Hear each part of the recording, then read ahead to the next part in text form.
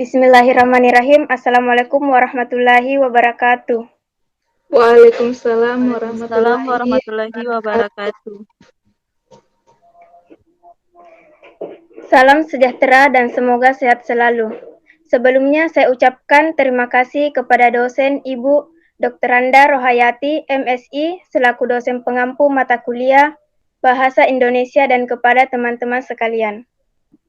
Adapun nama kelompok kami yaitu saya sendiri Musdalifah sebagai moderator, kedua Gustiswari sebagai pemateri pertama, dan ketiga Serli sebagai pemateri kedua. Presentasi kami berjudul Karangan Ilmiah, Ilmiah Populer, dan Non-Ilmiah. Baiklah, tanpa menunda-nunda waktu, saya persilahkan kepada pemateri pertama untuk menjelaskan atau memaparkan materinya.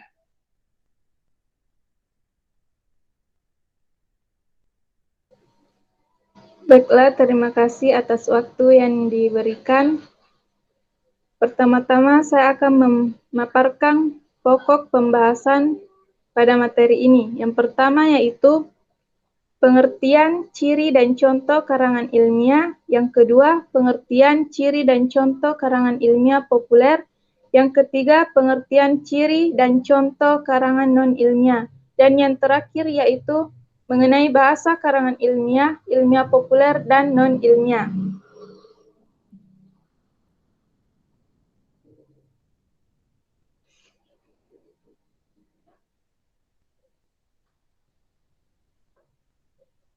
Yang pertama yaitu karangan ilmiah. Karangan ilmiah adalah karangan ilmu pengetahuan yang menyajikan fakta umum dan ditulis sesuai dengan metodologi atau langkah-langkah penulisan yang benar. Sasaran pembaca karangan ilmiah yaitu masyarakat ilmiah atau akademik.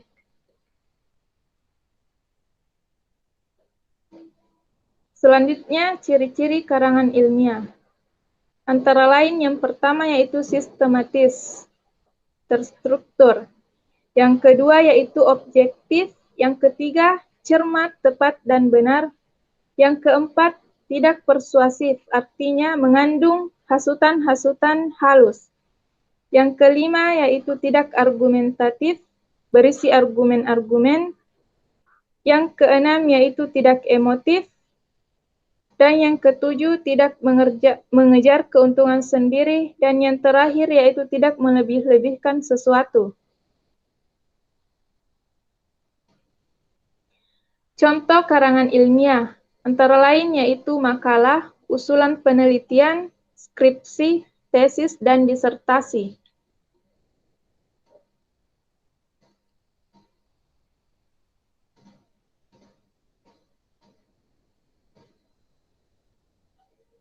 Uraian dari contoh karangan ilmiah yang pertama yaitu makalah. Makalah adalah karangan ilmiah yang membahas suatu topik tertentu dan pembahasannya berdasarkan analisis secara objektif yang ditulis oleh seseorang atau kelompok.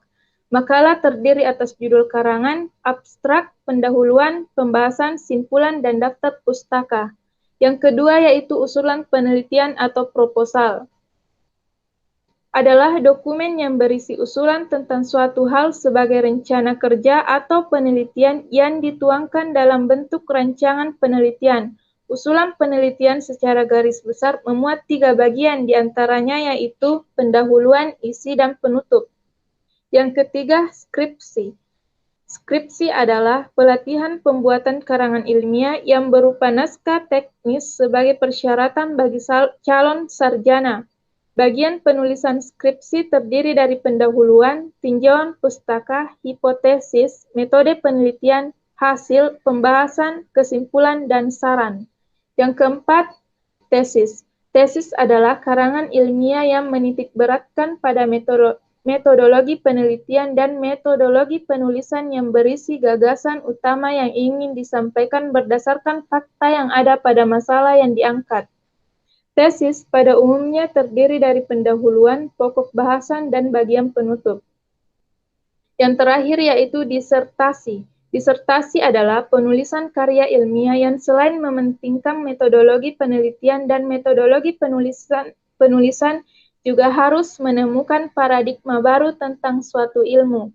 Bentuk disertasi seperti sebuah buku dan setidaknya terdiri dari 5 bab yang secara garis besar adalah pendahuluan, tinjauan literatur, metodologi, analisis dan pembahasan, dan penutup. Selanjutnya yaitu karangan ilmiah populer. Karangan ilmiah populer atau semi-ilmiah adalah karangan ilmu pengetahuan yang menyajikan fakta pribadi dan ditulis sesuai dengan metodologi penulisan yang benar. Karangan ilmiah populer disajikan dengan sasaran pembaca masyarakat umum dan orang awam dengan menggunakan bahasa sederhana dan syarat dengan informasi.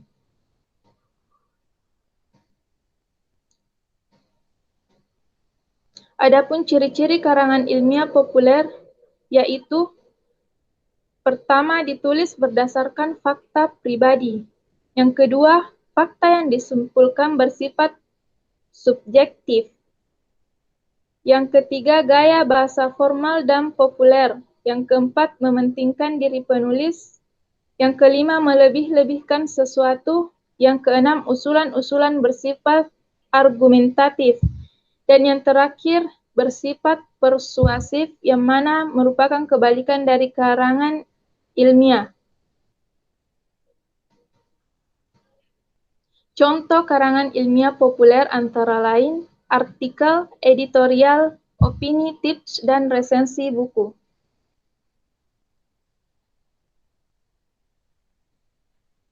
Yang pertama, artikel. Artikel adalah suatu karya tulis yang lengkap, bersifat non-fiksi, memiliki panjang tidak menentu, serta bertujuan untuk menyampaikan gagasan serta fakta dengan maksud mendidik, menghibur, dan meyakinkan. Contoh artikel seperti laporan berita, esai di majalah, surat kabar, dan lain-lain. Yang kedua, editorial atau tajuk rencana adalah teks yang berisi analisis subjektif berdasarkan fakta dan data. Teks editorial dapat kita jumpai dalam surat kabar, media online, dan majalah. Adapun struktur dari teks editorial yaitu pernyataan pendapat atau tesis, argumentasi, dan penegasan ulang pendapat. Yang ketiga, opini. Opini merupakan suatu ide, pikiran, atau pendapat yang biasanya bersifat tidak objektif serta belum disahkan kebenarannya. Seperti suatu prediksi di mana belum terdapat orang yang dapat memastikan bahwa hal tersebut benar ada atau terjadi. Yang keempat, tips.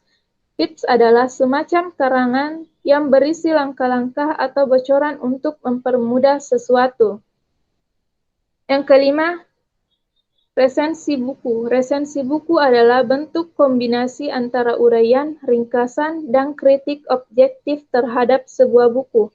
Struktur resensi buku mencakup judul, pengarang, penerbit, tahun terbit, tebal halaman, serta ukuran buku.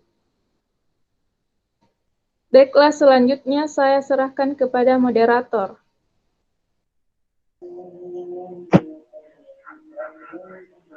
Baiklah, selanjutnya kami persilahkan kepada pemateri kedua untuk memaparkan materinya.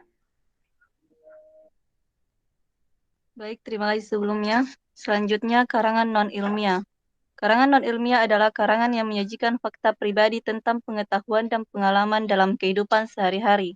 Sumber tulisan karangan non-ilmiah dapat berupa sesuatu yang abstrak dan subjektif.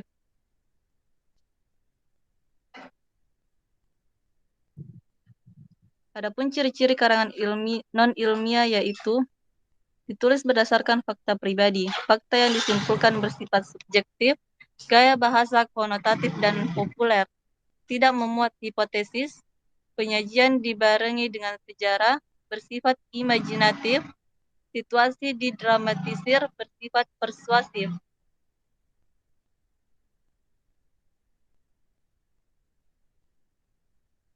Adapun contoh karangan non-ilmiah yaitu dongeng, cerpen, puisi, novel, dan drama.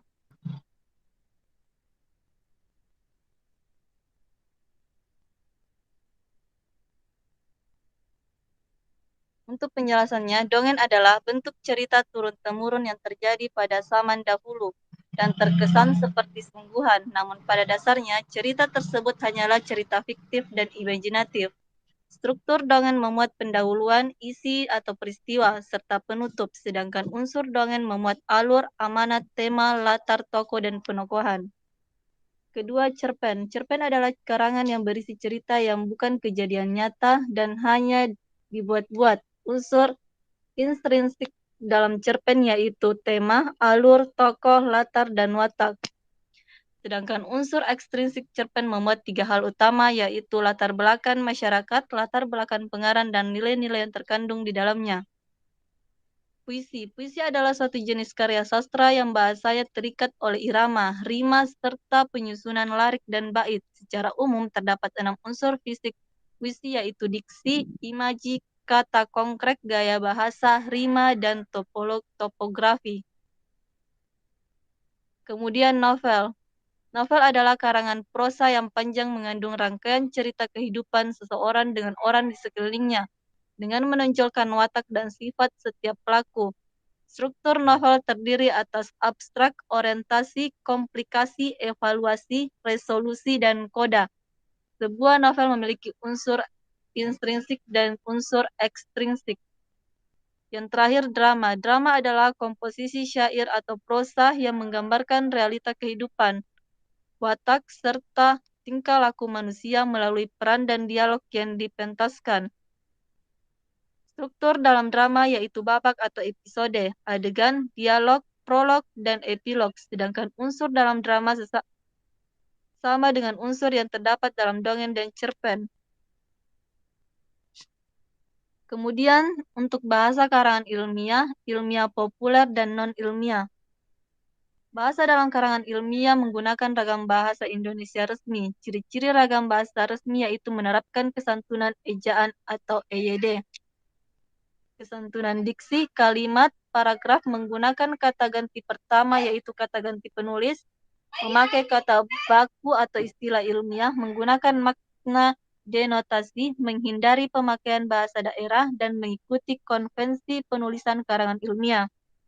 Berbeda dengan karangan ilmiah, bahasa dalam karangan semi ilmiah atau ilmiah populer dan karangan non-ilmiah lebih melonggarkan aturan seperti menggunakan kata-kata yang bermakna konotasi dan figuratif, menggunakan istilah-istilah umum atau populer yang dipahami oleh semua kalangan, dan menggunakan kalimat yang kurang efektif seperti pada karya sastra. Baik, terima kasih. Untuk selanjutnya saya kembalikan kepada moderator. Baik, terima kasih kepada pemateri yang telah memaparkan materinya. Mungkin cukup sekian presentasi dari kami, kurang dan lebihnya mohon dimaafkan. Wabillahi taufiq wal hidayah. Wassalamualaikum warahmatullahi wabarakatuh.